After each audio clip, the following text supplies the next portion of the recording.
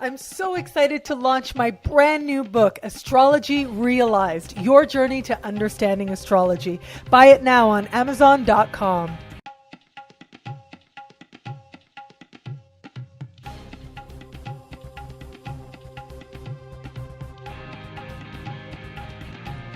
Hello, fabulous friends and fans. Welcome to this episode of Synchronicity. I am your host, Nadiya Shah, and this is your moment of synchronicity. I'm here with the very fabulous Cassandra Joan Butler.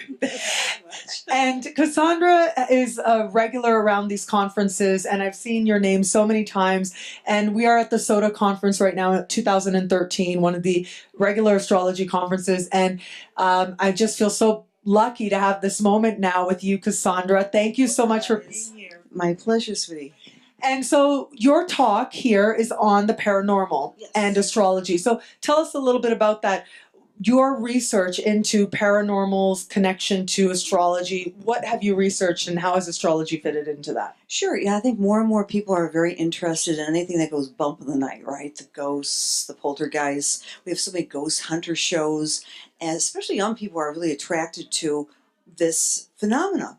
So I thought, astrology I see it, of course, as integrative, as above, so below. So there's got to be maybe, perhaps, some sort of key which ties all these paranormal activities.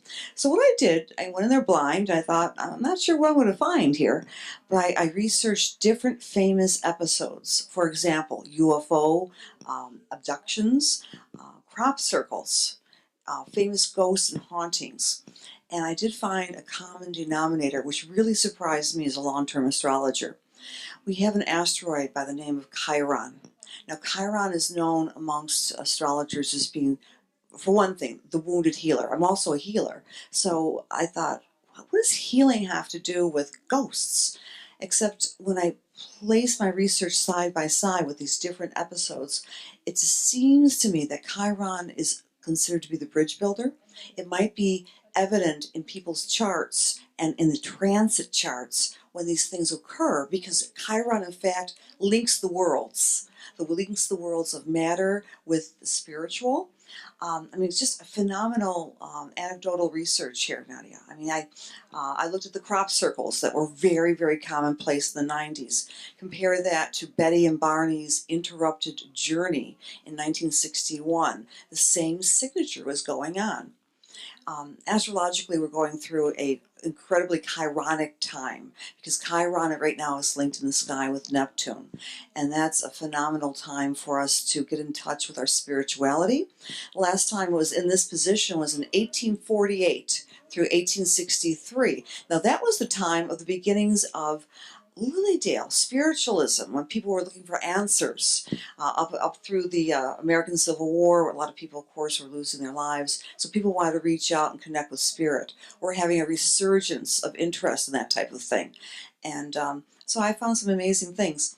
The other thing I found with the research were the septile as an aspect was evident in a lot of these charts for both the actual occurrence and also the people themselves, the observers of the phenomena. For example, I had this one lady, she talked to me about, she was woken up in the middle of the night to some luminous lights that literally woke her up. It disturbed her cats, and then she discovered that her mother had passed away right around the time that this was occurring. I looked at her chart. She had Chiron on top of her sun. All these synchronicities, plus the septile.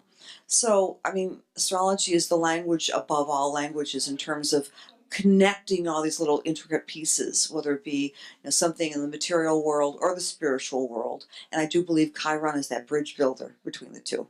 You mentioned that you consider yourself a healer. I do think that's very common for astrologers. A lot of us consider ourselves healers. Why do you think that is? What is it that brings astrology and the idea of healing together? Yes. Well, I think the most healing thing you can give a person is to validate who they are. So in my astrology work, when someone will come in for the first time, still have some first-time clients. I'm doing readings for people who are grandchildren of some of my first clients. But the first timers, they come in for an astrology reading, and they're usually very surprised at how validating and how intricately intimate you can become by looking at someone's birth chart, identifying the cycles in their lives, identifying who they are. That's healing, because the Greeks said, know thyself. That is the most important avenue for healing, to be comfortable with yourself. And astrology kind of gives us a mirror, a reflection, a tool to try to figure that out.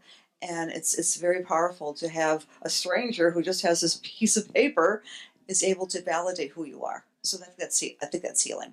I think about this idea of how astrology connects us to interconnection and connects us to magic, and connects us to a sense that our lives are bigger than just the very mundane, and how paranormal experiences do the same.